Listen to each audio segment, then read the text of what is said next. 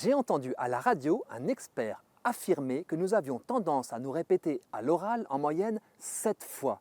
Il ajoutait que les fictions, romans ou films, pour ne pas lasser, renonçaient de plus en plus à rendre compte avec réalisme de ces répétitions. Et j'ai aussitôt commencé à compter. Eh bien, je le confirme, c'est fou comme on se répète. Je l'ai vite constaté avec mes proches. J'ai aussi réalisé mon propre besoin de répéter maintes fois les choses qui me tiennent à cœur. Répéter permet de traduire l'intensité de ce qu'on communique. Une seule fois ne suffit pas. Un ami très souffrant que je visitais m'a dit merci 7 fois de suite. J'ai compté et cela m'a fait réfléchir. N'avez-vous pas déjà entendu quelqu'un se plaindre de ne pas avoir été remercié au-delà d'une seule fois d'un cadeau? Il m'a juste dit merci et on n'en a plus parlé. Nous avons tous besoin qu'on nous répète des mots d'amour, de félicitations, de confiance. Au théâtre, le comique de répétition, qu'on pense caricatural, serait-il plus proche de la réalité que les tirades épurées qui évitent le rabâchage? Qu'allait-il faire dans cette galère? Lors d'une retraite, un orateur qui se répétait avec verve m'a fasciné. Il était capable d'égrener en rafale une expression du genre « pas de panique » en modulant les tons. Cela donnait quelque chose comme « pas de panique, pas de panique, pas de panique, pas de panique ». La première mention passait inaperçue, la seconde faisait sourire. Mais ensuite, l'expression faisait son chemin, d'abord en nous faisant réaliser que nous avions tendance à paniquer, pour finalement nous rendre attentifs à la solution proposée. C'était très efficace.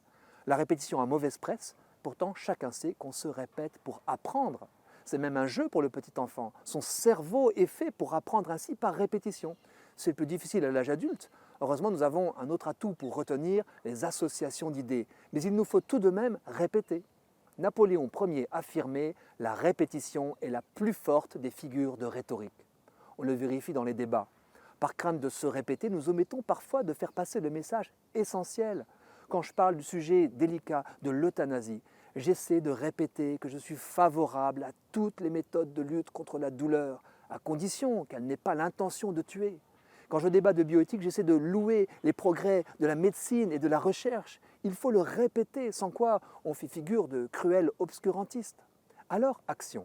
Il me semble que nous pouvons tous faire l'effort de consentir aux répétitions qui nous agacent et nous lassent. Et je pense surtout à la répétition de la plainte. La compassion est patiente. Une personne qui se plaint a besoin d'une oreille bienveillante pour l'entendre se répéter.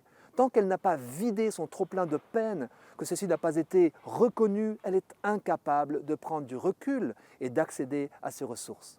À chacun de discerner à partir de quand il peut réorienter une plainte répétitive vers une issue constructive. Enfin, acceptons nous-mêmes de répéter les mots qui font du bien. Une répétition qui vient du cœur n'a rien à voir avec le rabâchage stérile.